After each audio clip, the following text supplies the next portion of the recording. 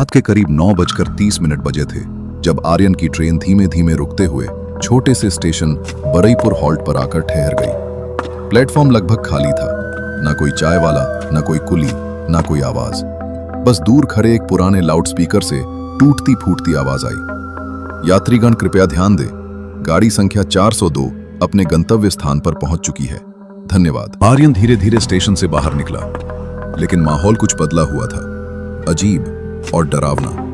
हवा चल रही थी, पर उसमें एक अनजानी ठंडक थी, जैसे जंगल पास ही सांस ले रहा हो। तभी पीछे से एक आवाज आई, गांव जाना है क्या? हाँ, बरईपुर गांव जाना है काका। जंगल वाला रास्ता ही लेना पड़ेगा। क्यों? दूसरा रास्ता तो ज्यादा अच्छा है ना। उधर रात में कोई नहीं जाता अब। कुछ ही पलों में ऑटो जंगल के रास्ते में घुस चुका था।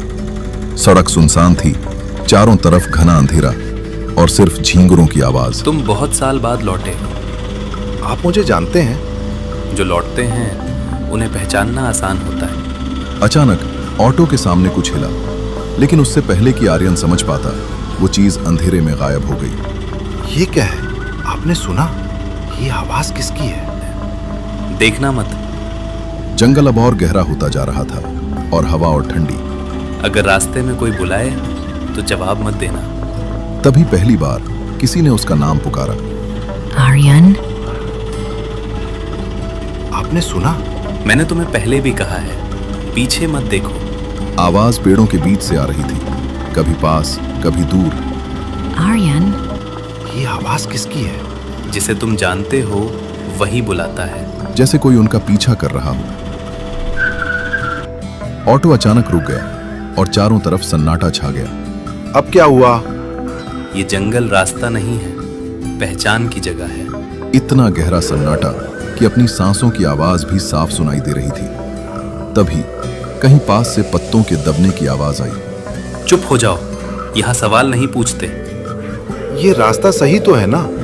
सही रास्ता पीछे रह गया। हम सीमा के अंदर आ चुके हैं। हम लोग इतनी जल्दी गांव के पास कैसे पहुंच गए? जहाँ से आवाजें वापस नहीं जाती। अचानक एक जानी पहचानी आवाज गूंजी, आर्यन, घर मत जाओ। और आर्यन के रोंगटे खड़े हो गए। ऑटो फिर से चल पड़ा, लेकिन रास्ता अब वैसा नहीं था जैसा पहले था। पेड़, सड़क, सब कुछ बदला हुआ लग रहा था, जैसे वो किसी और दुनिया में आ चुका हो।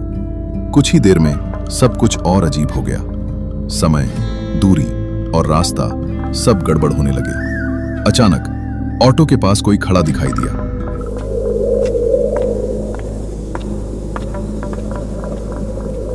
कोई आ रहा है। ऑटो से उतरना मत, चाहे कुछ भी दिखे। आर्यन ने जो देखा, उसने उसकी सांसें रोक दी। वो चेहरा उसी का था। सुनिए, हमारी मदद कीजिए, हमारा एक्सीडेंट हो गया है। सड़क के किनारे एक टूटा हुआ ऑटो पड़ा था। हम बहुत देर से इंतजार कर रहे हैं, कोई रुकता ही नहीं। घर जाना है, माँ इंतजार कर रही होंगी। लेकिन वो मैं ही हूं। नहीं, वो तुम नहीं हो, वो तुम थे। सच धीरे धीरे सामने आ रहा था।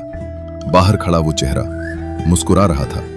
बस एक बार नीचे उतर जाइए। लेकिन उसकी मुस्कान इंसानी नहीं थी, और तभी उसकी मुस्कान गायब हो गई।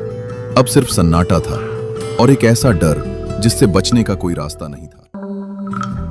अगर ये कहानी आपको डरा गई तो समझो रात अभी बाकी है। ऐसी ही और खौफनाक कहानियों के लिए हॉरर अड्डा को अभी सब्सक्राइब कर लो और बेल आइकन दबाना मत भूलना, क्योंकि हर रात एक नई दहशत तुम्हारा इंतजार करती है। याद रखना, जब तक तुम डरोगे नहीं, तब तक तुम समझोगे नहीं, और जब समझ आ जाएगा तो शायद बहुत देर हो चुकी हो।